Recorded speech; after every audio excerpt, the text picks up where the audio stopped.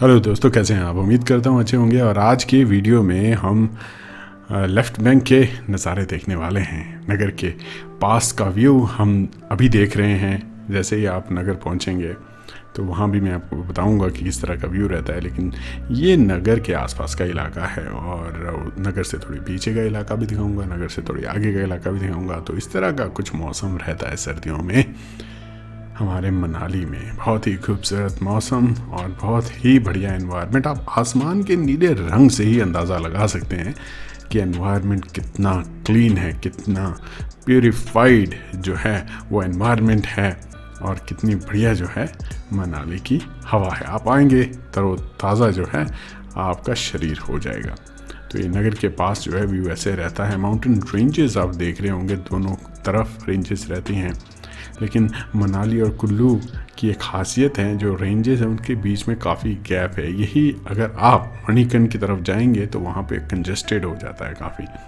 तो मनाली या कुल्लू से मनाली के बीच में आप देखेंगे तो रेंजेस काफ़ी खुली हैं और बहुत सारे गांव आपको दिखेंगे, और आपका व्यू काफ़ी कन्वीनियंट रहता है जब भी आप मनाली में या कुल्लू में ट्रैवल करते हैं। तो ये देखिए, आप सामने देख पा रहे होंगे एक छोटा सा पुल आएगा, उसके बाद जो है आपका नगर का एरिया शुरू हो जाता है। तो ज़्यादातर जो व्यू है वो लेफ़्ट साइड में ऊपर की तरफ को जब जाएंगे नगर से, मेन चौक से, वहाँ पे आपको सारे व्यूज़ मिलेंगे। और राइट साइड पे आपको सामने के पहाड़ दिखेंगे। राइट बैंक का जो इलाका है वो उस पहाड़ के नीचे से रोड जो है वो राइट बैंक की तरफ को जाता है। तो ये इस तरह का कुछ व्यू रहता है। आप हाइट पे होते हैं, पहाड़ आपको बढ़िया दिखते हैं, बादल आपको पहाड़ के ऊपर दिखते हैं, तो बार बार दो ये पर्टिकुलर मन जो है इनको देखने का करता है, बार बार विज़िट करने का मन करता है। तो सामने आप देख रहे हैं नगर का ऊपर का इलाका। और आपने सुना भी होगा कैसल, अगर आपको नगर का कैसल विज़िट करना है तो वहाँ पे सामने आपको दिखेगा। तो अब हमें जाना है बिल्कुल स्ट्रेट, और यहाँ से हम अगर राइट जाते हैं तो आपके जो है पतलेकुल के इलाके की तरफ आप जा सकते हैं। नीचे स्ट्रेट आप लेफ्ट विंग के थ्रू आप पहुंच जाएंगे कुल्लू, और ये जो टर्न आपको यहाँ दिख रहा है ये नगर का कैसल की तरफ को रोड जाता है। तो ये मेन जो चौक हो गया नगर का। बहुत अच्छा एनवायरनमेंट, बहुत ही पीसफुल बढ़िया एनवायरनमेंट रहता है। और बहुत सारे लोग जो हैं बाहर से, आउट ऑफ इंडिया से स्पेशली नगर को विज़िट करने आते हैं। ये जो लेफ़्ट साइड वाला रोड मैंने आपको दिखाया, ये जाना वाटरफॉल की तरफ को भी जाता है। तो अगर आपको वहाँ जाना है, आपका प्लान है, तो आपको ये वाला रोड जो है वो पकड़ना होगा, और इसी रोड को लेके आप जाना वाटरफॉल पहुँच सकते हैं।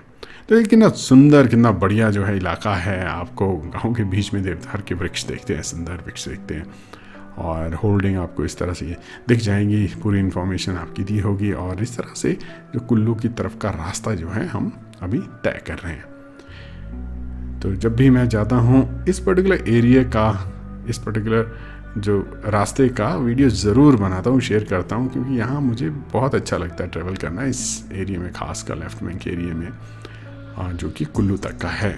उसके बाद जो है वो वैसे ही बहुत गर्मी शुरू हो जाती है और बहुत डिफ़िकल्ट हो जाता है कैप्चर करना। लेकिन यहाँ पे जो ग्रीनरी आप देखेंगे, और ये आ गया वो रूट जब मैं आपको बता रहा था ना, पतलीकुल की तरफ को अगर आपने निकलना है तो यहाँ से राइट अगर हो जाते हैं, अभी कर्व जो देख रहे हैं, लेकिन हम स्ट्रेट जाएंगे यहाँ से तो हम लेफ़्ट बैंक के थ्रू कुल्लू पहुँच जाएंगे। और ये रोड इस तरह का ही रहेगा आपके ड्राइविंग के लिए। अच्छा रोड है, इसमें ज़्यादा जो है वो गड्ढे नहीं हैं, लेकिन बीच बीच में ऑब्वियसली कहीं पे पहाड़ गिरने की वजह से वो रोड जो है ख़राब हो जाता है। तो आप इस तरह से देखेंगे कि आपको जो है केयरफुल ड्राइविंग करनी पड़ेगी। खासकर मोड़ों के ऊपर आपको जो है एक्स्ट्रा ध्यान रखना पड़ेगा, क्योंकि वहीं जो होता है, खासकर ओवरटेक लेते हुए भी आपको ध्यान रखना है, क्योंकि उन्हीं जो एरियाज़ में हैं वहाँ पे ही आपको एक्सीडेंट्स वगैरह के चांसेस रहते हैं। तो ये देखिए, इस तरह का कुछ रोड रहेगा, इस तरह का व्यू रहेगा। आपका मन करेगा कि रुकें, थोड़ा टाइम व्यतीत करें, इलाकों को देखें। लेफ़्ट साइड में आप देखेंगे सेब के पेड़ आपको दिखेंगे, राइट साइड में आप देखेंगे बहुत ही पुराने और बहुत ही यूनिक टाइप के जो आर्किटेक्चर है घरों का वो दिखेगा आपको। पहाड़ दिखेंगे आपको, और पहाड़ जो हैं बर्फ़ से ढके हुए दिखेंगे। तो ये देखो, एनवायरनमेंट को अगर आप सेव करते हैं तो इसका जो है रिटर्न में आपको जो है लाइफ मिलती है। ये कह सकता हूँ, कि जब भी आप कोई चीज़ की इन्वेस्टमेंट करते हैं ना, तो आप देखते हैं कि रिटर्न कितना मिलता है आपको। जब आप एनवायरनमेंट के ऊपर इन्वेस्टमेंट करते हैं तो रिटर्न आपको लाइफ मिलती है, आपकी एज मिलती है, आपकी हेल्थ मिलती है। तो हमें जो है एनवायरनमेंट के ऊपर बहुत इम्पॉर्टेंट जो है वो ये पर्टिकुलर टॉपिक है, इसके ऊपर फोकस करना बहुत ज़रूरी है और इसको बचाए रखना बहुत ज़रूरी है। नहीं तो ये जो आप व्यू देख रहे हैं ये सब धुंधला हो जाएगा और कुछ भी नहीं दिखेगा, और वो चीज़ जो है वो डेंजरस है। और हमारे जो जंगल हैं वो हमारे लंग्स हैं जो कि एयर को प्यूरीफाई करते हैं। तो ये चीज़ें ध्यान में रखनी हैं। और किस तरह से हम एनवायरनमेंट को अच्छा कर सकते हैं, ज़्यादा से ज़्यादा प्लांटेशन करें, ज़्यादा से ज़्यादा पेड़ों को उगाएं, पेड़ों की रक्षा करें, उनको ना काटें। तो सबसे इम्पोर्टेंट बात तो यही है। और सबसे अच्छी बात हमारे यहाँ पे है कि देवदार के जंगल जो हैं वो बहुत ही सेक्रेट माने जाते हैं, बहुत ही प्योर माने जाते हैं। उस वजह से भी जो हमारी माउंटेन रेंजेस हैं वो सेफ़ रही हैं। तो डायरेक्टली इनडायरेक्टली बहुत सारी हमारे कल्चर में ऐसी चीज़ें हैं जिनकी वजह से हम अपने पेड़ों को बचा पा रहे हैं, अपने जो रेंजेस हैं उनको बचा पा रहे हैं। लेकिन अगर हम कॉन्शियस हैं इन चीज़ों के तो एक तरह का बैलेंस बना के चला जा सकता है, जिसमें हम इनके बेनिफिट्स को भी यूज़ कर सकते हैं और इनको बचा भी सकते हैं। क्योंकि देखिए, अगर हमारे पास रिसोर्सेज हैं, उनको अगर आप एक बैलेंस तरीके से यूटिलाइज़ करें, एक अच्छे तरीके से यूटिलाइज़ करें, तो आपको जो है उसके बेनिफिट भी मिलेंगे और उसको सेव भी आप रख सकते हैं। एक्सप्लॉयटेशन नहीं करनी है, एक्स्ट्रा जो है यूटिलाइजेशन नहीं करनी है, और आपने जो है एक बैलेंस बना के चलना, ये बहुत ज़रूरी है, स्पेशली एनवायरनमेंट के केस में। आप देखेंगे जहाँ पे भी पॉपुलेशन का बर्स्ट हुआ है, बहुत सारे लोग हैं, अंधाधुंध जो है विदाउट मैनेजमेंट जो है उसकी एक्सप्लॉयटेशन शुरू हो गई है, और जो कि बहुत ही ज़्यादा हार्मफुल है। सामने देखिए, इस तरह का व्यू आपको कहाँ मिलेगा? इस तरह का व्यू सिर्फ आप एक्सपेक्ट करेंगे हेवन में एक्सपेक्ट करेंगे। और अगर इंडिया की आप बात करें तो बहुत कम ऐसे इलाके हैं जिसमें आपको इतनी बड़ी बड़ी इतनी खूबसूरत रेंजेस देखने को मिलेंगी। सामने देखिए, जो पीछे का जो ग्लेशियर पहाड़ आपको दिखेगा, कितना जो है ये पैक्ड है स्नो से, और यहीं से ही जो है मेल्ट होके स्नो जो है आपकी जो पानी है आपका नदियों में आता है, स्नो मेल्ट होती है, नदियों में पानी आता है, गांव-गांव से नदियाँ बहती हैं, और फिर वो इकट्ठा होके ब्यास नदी होगी, सतलुज नदी होगी, इनमें जाके जो है वो ग्राउंड में जाके उनको वाटर प्रोवाइड होता है। तो इसी वजह से पहाड़ ज़रूरी हैं, क्योंकि यही है सोर्स। हम कहते हैं जल जीवन है, और जल के लिए पहाड़ ज़रूरी है। तो पहाड़ों में ही आपके पास जो है ये सारे ग्लेशियर्स मौजूद हैं।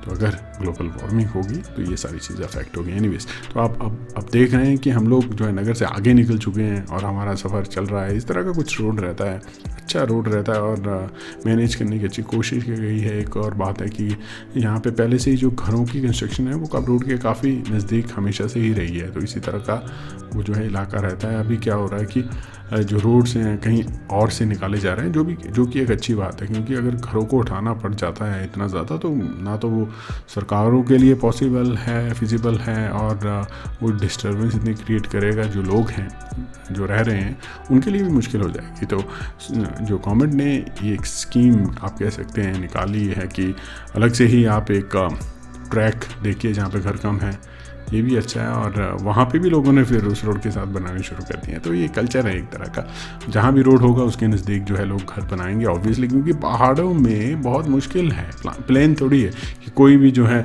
2 मिनट में रोड क्रिएट कर देगा, इसीलिए घर बनाए जाते हैं। आप देखेंगे ये बात उठाई जाती है कि लोग बिल्कुल सड़कों के साथ ही घर बनाते हैं। क्यों बनाते हैं? आप कहाँ बनाएंगे वो, उनकी जेन्युइन इशू भी तो आप देखिए। पहाड़ों में जो है वो एकदम से ढलान होती है, एक तरफ चढ़ाई होती है, तो उनको अपनी कन्वीनियंस भी तो देखनी है, उन्होंने रोड का यूटिलाइजेशन करनी है, तो नज़दीक से नज़दीक कोशिश करते हैं घर बनाने की, इसीलिए तो ये इशू होते हैं। बट एनीवेज, ये इसका बैलेंस यही हो सकता है कि आप पहले से ही इतना चौड़ा जो है एरिया, गवर्नमेंट को ये चाहिए कि पहले से ही डिफ़ाइन कर ले इतना, और उसके बाद ही लोग घर बनाएं। यहाँ पे ऐसा नहीं है कि अगर गवर्नमेंट ने डिफ़ाइन कर दिया है फिर भी लोग कंस्ट्रक्ट करेंगे, ऐसा नहीं है। पहले आप देखेंगे जो रोड जो है असाइन हुआ था उससे दूर ही लोगों ने घरों की कंस्ट्रक्शन की है। पहाड़ों में ये इशू रहता है और ये समझना चाहिए सबको। एनीवेज, तो आप देखिए कितना बढ़िया दिन है, कितना बढ़िया व्यू है, और ये सर्दियों का मौसम है, धूप खिली हुई है इस वक्त, और नीला आसमान। एक बात याद रखिएगा, नीला आसमान एक साफ़ एनवायरनमेंट की इंडिकेशन होती है। ये एनवायरनमेंट आपको अगर साफ़ है तभी आपको नीला आसमान दिखता है। इसीलिए बहुत जगह हम रुक जाते हैं, कई बार हम लोग एनवायरनमेंट का मज़ा लेते हैं, कई बार हम जगहों का मज़ा लेते हैं। हमारे जो है नोन भी बहुत सारे लोग इन इलाकों में होते हैं, इस एरिया में होते हैं, तो उनसे मिलते हैं तो बहुत अच्छा लगता है।